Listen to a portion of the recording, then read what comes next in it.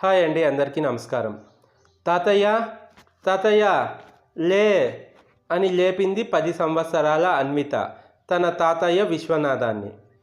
వాళ్ళు కుర్చీలో కూర్చొని అలాగే మగతగా నిద్రపోయిన విశ్వనాథం మనవరాలు లేపడంతో కళ్ళు భారంగా తెరుస్తూ లేచి కూర్చున్నాడు.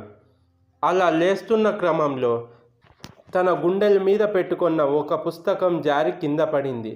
ఆ పుస్తకంతో పాటుగా ఎండిపోయిన మల్లెపువ్వు ఒకటి, దాని వెనకే కొన్ని ఫోటోలు, కొన్ని కాగితాలు కూడా కింద పడ్డాయి. అవేంటో చూడాలని కిందకు వంగింది అన్విత. చటుక్కున వాటిని తీసి మళ్ళీ ఆ పుస్తకంలోనే పెట్టాడు విశ్వనాథం. తాతయ్య వాటిని తనకు చూపించకుండా చటుక్కున లోపల పెట్టేసుకున్నాడని అన్విత కొంచెం బాధపడింది. అదేంటి తాతయ్య, నేను వాటిని చూడకూడదా? ఎందుకంత తొందరగా వాటిని తీసి మళ్ళీ నీ పుస్తకంలో దాచుకున్నావు అని చిరుకోపంతో అడిగింది అన్విత. విశ్వనాథం చిన్నగా నవ్వి, ముందుగా ఇది పుస్తకం కాదు, దీన్ని డైరీ అంటారు అని అంటాడు విశ్వనాథం. డైరీ అంటే ఏంటో తెలియని ఆ అమ్మాయి అంటే ఏంటి అన్నట్టుగా చూసింది. ఆ చూపుకి అర్థం తెలిసి ఉండడం వల్ల రోజు మన జీవితంలో జరిగే కొన్ని సంఘటనలను, మనం చేసే పనులను రాసుకునే పుస్తకం అని చెప్పాడు విశ్వనాథం. అవునా అని, ఏంటో తాతయ్య, నువ్వు చెప్పే కొన్ని విషయాలు అర్థమైనట్టే ఉంటాయి కానీ అర్థం కావు అని భుజాలు ఎగరేసింది అన్విత. అప్పుడే అక్కడికి వచ్చిన విశ్వనాథం కొడుకు కమల్, ఏంటి నాన్న, తాత మనవరాలు మధ్య ఏదో జరుగుతుంది, ఏంటది అని అడిగాడు. తాతయ్య ఒడిలో ఒక పుస్తకం ఉంది కదా నాన్న, అది తాతయ్య కుర్చీలో నుంచి లేచినప్పుడు కింద పడింది. నేను దాన్ని తీయబోతే తాతయ్య దాన్ని గబుక్కున తీసి తన పుస్తకంలో పెట్టుకున్నాడు. ఆ పుస్తకంలో నుంచి ఏవేవో కింద పడ్డాయి నాన్న, తాతయ్య వాటిని దాచిపెట్టుకున్నాడు అంది అన్విత. ఇంతకీ అదేంటో అని చిన్నగా తన బుర్ర గోక్కుంటూ, ఆ పుస్తకం పేరేంటో చెప్పండబ్బా అని అంది అన్విత. కూతురి చేష్టలు చూసి, అది పుస్తకం కాదు, డైరీ అని అన్నాడు కమల్. అదే నాన్న అని తను చూపుడు వేలుతో తన తండ్రి చెప్పింది కరెక్ట్ అన్న ఉద్దేశం వచ్చేలా ఊపింది అన్విత. తండ్రి డైరీలో ఏవో దాచుకున్నాడు అని తెలియగానే అప్రయత్నంగా తన బ్రకుటి ముడి పడింది. తండ్రి తమకు తెలియకుండా ఏం దాచుకోవాలనుకుంటున్నాడు అనే ప్రశ్న కమల్ మెదడులో మొలకెత్తింది. ఏం చేస్తున్నారు ఇక్కడ? మీ ముచ్చట్లు అయితే అందరం కలిసి డిన్నర్ చేద్దాం అని అక్కడికి వచ్చింది కమల్ భార్య హారిక. చేద్దాం అని తల బుద్ధిగా ఊపింది అన్విత. మరి మీరు మావయ్య గారు అని అడిగింది హారిక. చేద్దాం తల్లి అని అన్నాడు విశ్వనాథం. సరే మరి రండి, నేను డైనింగ్ టేబుల్ మీద అన్నీ సర్దుతాను అని చెప్పి కిచెన్లోకి వెళ్ళింది హారిక. లే తాతయ్య అని తన తాతను వాళ్ళు కుర్చీలో నుండి లేపే ప్రయత్నం చేసింది అన్విత. అలా లేపుతున్నప్పుడు కూడా తన ఒడిలో ఉన్న డైరీ మళ్ళీ ఒకసారి కింద పడబోయింది. వెంటనే దాన్ని పడకుండా భద్రంగా పట్టుకున్నాడు విశ్వనాథం. కొడుక్కి మళ్ళీ అనుమానం వచ్చింది. నాన్న ఎందుకు ఇలా చేస్తున్నారు? తన జీవితంలో మాకు తెలియని రహస్యాలు ఉన్నాయా అని ఆలోచనలో పడ్డాడు కమల్ తన ఆలోచనలో ఉండగానే విశ్వనాథం, అన్విత ఇద్దరూ డైనింగ్ టేబుల్ దగ్గరకు చేరుకున్నారు. వీళ్ళిద్దరూ వచ్చినా ఇంకా రాకుండా అక్కడే నిలబడి ఆలోచనల్లో ఉన్న భర్తను చూసి, భోజనానికి వచ్చేది ఉందా, లేకపోతే అలాగే ఆలోచనల్లో మునిగిపోతారా అని కాస్త గట్టిగా అడిగింది హారిక. భార్య మాటలకు తన ఆలోచనల్లో నుండి బయటకు వచ్చి భోజనానికి వెళ్ళాడు కమల్. ఏంట్రా కమల్, ఏంటంత ఆలోచన? దేని గురించి అంతలా ఆలోచిస్తున్నావు అని అడిగాడు తండ్రి. ఏం లేదు నాన్న, జస్ట్ ఆఫీస్ విషయాలు అంతే అని మాట దాటేశాడు కమల్. అవునా, అయితే ఆఫీస్ విషయాలు ఆఫీస్లోనే వదిలేయాలి, ఇంటి దాకా తీసుకురాకూడదు అని అన్నాడు విశ్వనాథం. అలాగే నాన్న అని తల కిందుకు వంచుకొని భోజనం పూర్తి చేశాడు కమల్. పడక గదిలోకి వెళ్ళాక భార్యతో మాట్లాడుతూ, హరిక, మా నాన్న మన నుండి ఏదో దాస్తున్నట్టుగా అనిపిస్తుంది. అది ఏమై ఉంటుందంటావు అని అడిగాడు కమల్. మావయ్య గారు మనకు తెలియకుండా దాస్తున్న విషయం ఏంటి? అసలు ఏమైంది అని అడిగింది హారిక. విషయం తనకు తెలియకపోవడంతో భోజనానికి ముందు జరిగిన సంఘటన వివరించాడు కమల్ భార్య హారికకు. అవునా అని తను కూడా ఆలోచనల్లో పడింది. భార్య కూడా తనలానే ఆలోచనల్లో పడిపోవడంతో, సర్లే నేను కనుక్కుంటాను, కానీ నువ్వు మరీ ఎక్కువగా ఆలోచించకు, అసలే నీకు మైగ్రేన్ ఉంది అని లైట్ ఆర్పి నిద్రకు పరిక్రమించాడు కమల్. భర్తకు తన ఆరోగ్యం పట్ల ఉన్న శ్రద్ధకు మురిసిపోయి హాయిగా కళ్ళు మూసుకుంది హారిక. మర్నాడు కూడా తండ్రి గుండెల మీద ఆ డైరీని చూడడంతో, ఏంటి మా నాన్న దీన్ని చాలా సీరియస్గా తీసుకున్నట్టున్నాడు. మా నాన్నకి డైరీ రాసే అలవాటు ఉందని తెలుసు, కానీ మరీ ఇంత సీరియస్ అని తెలీదు అని అనుకొని, అసలు ఆ డైరీలో ఏముందో తెలుసుకోవాలి అంటే అది మా నాన్న ఇంట్లో లేనప్పుడే సాధ్యం అని అనుకొని తన గదికి వెళ్ళిపోయాడు కమల్. వారం రోజుల తర్వాత కమల్కి ఆ అవకాశం దొరికింది. తండ్రి తన సహోద్యోగి రిటైర్మెంట్ ఫంక్షన్కి వెళ్ళాడు. ఆ రోజు కమల్కి ఆఫ్ డ్యూటీ. అమ్మయ్య, ఇన్ని రోజుల తర్వాత అవకాశం వచ్చింది. ఇంతకీ ఇన్ని సంవత్సరాలుగా నాకు కూడా తెలియకుండా దాచిపెట్టుకున్న ఆ రహస్యం ఏంటో చూడాలి అని గబగబా తండ్రి గదిలోకి వెళ్ళాడు కమల్. అన్నీ వెతికి వెతికి విసుగొచ్చిపోయాడు కమల్. ఏంటి, మా నాన్న అసలు ఆ డైరీ ఎక్కడ పెట్టాడు? అంత భద్రంగా దాచాల్సిన అవసరం ఏముంది? కొంపదీసి ఏదన్నా తెలియకూడని రహస్యమా ఏంటి అని క్షణకాలం తన తండ్రిని అనుమానించాడు కమల్. వెంటనే తన వివేకం తనని మేల్కొల్పడంతో, చాచా, నేనేం ఆలోచిస్తున్నాను? మా అమ్మ చనిపోయి దాదాపు 25 ఏళ్ళు అవుతుంది. మా నాన్న మళ్ళీ పెళ్ళి అన్న ఆలోచనే చేయలేదు. ఆ సమయంలో నేను 10 సంవత్సరాల వాణ్ణి. నాకు తల్లి అవసరం ఉందని ఎంతమంది చెప్పినా వినిపించుకోకుండా తను ఒంటరి జీవితాన్నే గడిపాడు.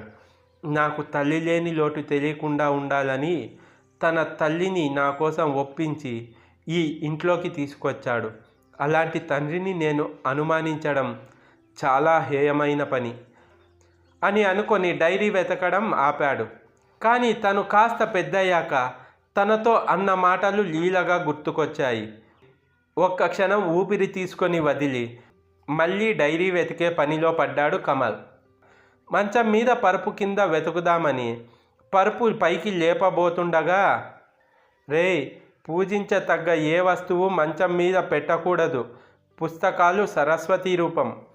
వాటిని మంచం మీద పెడితే సాక్షాత్ ఆ సరస్వతీదేవిని అవమానించినట్టే అని ఎప్పుడో చెప్పడం గుర్తుకొచ్చి కొంచెం సేపు ఆలోచనల్లో పడ్డాడు కమల్.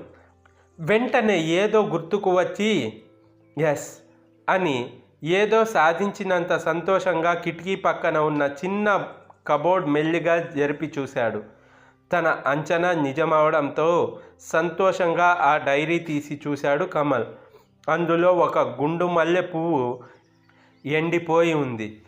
దాన్ని తన చేతుల్లోకి తీసుకొని ఒక్క క్షణం తీక్షణంగా పరిశీలించి పక్కకు పెట్టి దాని వెనకే ఉన్న ఫొటోస్ మీద, అలాగే కొన్ని కాగితాల మీద తన దృష్టి సారించాడు. ఇవేంటబ్బా అని ఆశ్చర్యంగా చూసి వాటిని పూర్తిగా తెరిచి చూశాడు. అందులో తన తండ్రి ఫోటో ఉంది.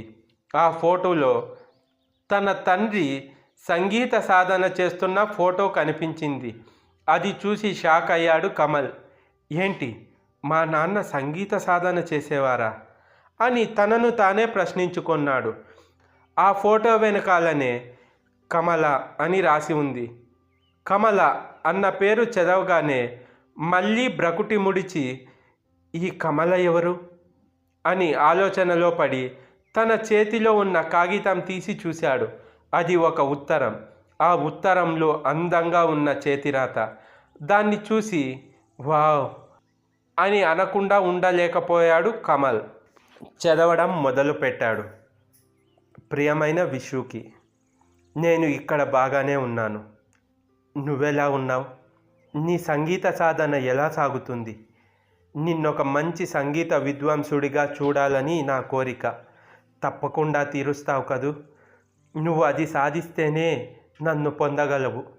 కాబట్టి నన్ను నీ జీవిత భాగస్వామిగా పొందాలి అని అనుకుంటే ఖచ్చితంగా నేను కోరిన కోరిక తీరుస్తావు. ఇక ఉంటాను. నేను అప్పుడప్పుడు మాత్రమే లేఖలు రాస్తాను. ఎక్కువగా రాస్తే నీ లక్ష్యం మీద గురి తప్పి నా గురించి ఆలోచనలే ఎక్కువ వస్తాయి. ఇట్లు నీ కాబోయే అర్ధాంగి కమల. బ్రాకెట్లో మల్లె పువ్వులను అచ్చుగా వేసి ఉంది. అది చూసి వామ్మో అని అనుకొని వెంటనే ఆ డైరీ తీసి యథాస్థానంలో పెట్టి ఏమీ తెలియని వాడిలా గదిలో నుండి బయటకు వెళ్ళిపోయాడు కమల్. 2 రోజుల తర్వాత తన తండ్రి హాజరైన రిటైర్మెంట్ ఫంక్షన్ తాలూకా వ్యక్తిని కలిసి, నమస్తే అంకుల్, ఎలా ఉన్నారు అని అడిగాడు కమల్. నమస్తే కమల్, నేను బాగున్నాను.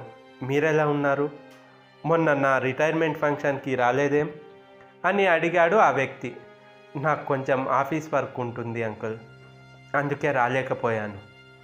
ఫంక్షన్ బాగా జరిగిందంట కదా, నాన్నగారు చెప్పారు అని అన్నాడు కమల్. హో అవునా, చాలా బాగా జరిగింది. నా చిన్ననాటి స్నేహితులు, సహోద్యోగులు అందరూ వచ్చారు. ఎప్పటికీ గుర్తుండిపోయే రోజు అని చాలా సంతోషంగా అన్నాడు ఆ వ్యక్తి. అతని సంతోషం చూసి కమల్ కూడా సంతోషపడ్డాడు. అంకుల్, మిమ్మల్ని ఒక మాట అడగాలి అని సంశయిస్తూ ఉన్నాడు కమల్. ఏమడగాలి కమల్? ఎందుకు సంశయం అని అడిగాడు ఆ వ్యక్తి. అది కమల అంటే ఎవరు అంకుల్ అని చిన్నగా అడిగాడు కమల్. కమల్ నువ్వే కదా అని నవ్వాడు ఆ వ్యక్తి. అంకుల్, నేను అన్నది కమల, కమల్ కాదు అని అన్నాడు కమల్. దీర్ఘంగా ఒక శ్వాస తీసుకొని వదిలి, కమల మీ నాన్న ఇష్టపడ్డ అమ్మాయి. తనకు మీ నాన్న మంచి సంగీత విద్వాంసుడు కావాలన్న కోరిక ఉండేది. దానికోసం వాడు కూడా చాలా సాధన చేశాడు. కానీ అని ఆగిపోయాడు ఆ వ్యక్తి. కానీ ఏమైంది అంకుల్ అని టెన్షన్ పడుతూ అడిగాడు కమల్. కానీ ఆమె అర్ధాంతరంగా చనిపోయింది, గొంతు క్యాన్సర్తో. ఆవిడ అలా చనిపోవడంతో మీ నాన్నకి సంగీతం మీద విరక్తి కలిగింది. ఇంట్లో ఉన్న వీణ ఆమె వాడికి బహుమతిగా ఇచ్చింది. ఆ వీణని చూసినప్పుడల్లా ఆమె గుర్తుకొస్తుంది అని దాన్ని తంత్రాలు తెగ్గొట్టి మూలకు పడేశాడు. కానీ ఆవిడ మీద ఉన్న ప్రేమతో ఆవిడ రాసిన లేఖలు, తీసిన ఫోటోలు, ఇచ్చిన బహుమతి ఆ డైరీలో పదిలంగా దాచుకొని అప్పుడప్పుడు వాటిని చూసి బాధపడుతూ ఉంటాడు అని ముగించాడు ఆ వ్యక్తి. మరి ఈ విషయం మా అమ్మకి తెలుసా అని ఆశ్చర్యపోతూ అడిగాడు కమల్. తెలుసు. మీ అమ్మ ఎవరో కాదు, కమల వాళ్ళ చెల్లి. వాళ్ళ అక్క వల్ల బాధపడుతున్న మీ నాన్న పరిస్థితికి ఒక రకంగా వాళ్ళ అక్కే కారణమని, మా వల్ల ఎవరూ బాధపడకూడదు, ముఖ్యంగా వాళ్ళ అక్క వల్ల అని ఆలోచన చేసి మీ నాన్నను తానే పెళ్లి చేసుకొని మీ పెద్దమ్మ జ్ఞాపకంగా నీకు ఆ పేరు తానే పెట్టింది అని అన్నాడు ఆ వ్యక్తి. ఇదంతా విన్నాక కమల్ మనసు ద్రవించిపోయింది. నిశ్శబ్దంగా ఉండే నాన్న మనసులో ఇంత పెద్ద అగాధం ఉందా? నాన్న నిశ్శబ్ద ప్రేమ చాలా గొప్పది, అలాగే అమ్మ ప్రేమ కూడా.